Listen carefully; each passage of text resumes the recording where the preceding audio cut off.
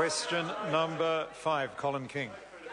Thank you, Mr Speaker. My question is to the Minister for Tertiary Education, Skills and Employment and asks, what evidence has he received of the financial performance of New Zealand universities? The Honourable Stephen Joyce. Mr Speaker, the latest figures released by the Tertiary Education Commission today show the overall income of New Zealand universities has increased by 2.9% in 2011 to $3.22 billion, up from $3.12 billion last year. This has been driven by a 3.6% increase in the government's investment from 2002 to 2011, which has now gone up by 13.5% over the past 4 years. Now, these numbers do not include additional funding paid for by research from other budgets like both Science and Innovation and the Primary Growth Partnership.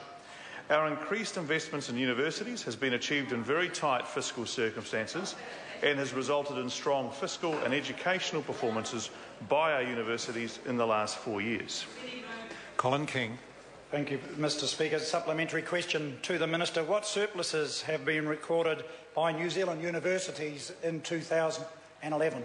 The Honourable Stephen Joyce. Mr Speaker, the strong income growth in universities has resulted in New Zealand's 8 universities recording combined net surpluses of $132.2 million in 2011, and that's up slightly from $128.6 million in 2010.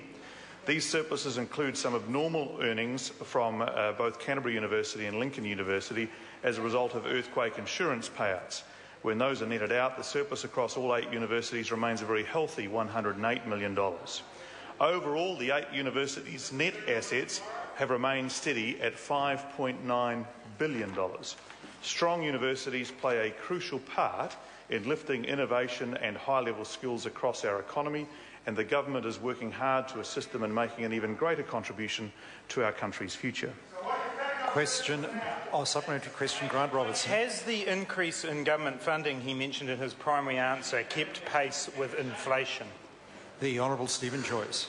Mr Speaker, I think you will find it is ahead of inflation, which is actually a pretty amazing achievement given the tight fiscal circumstances.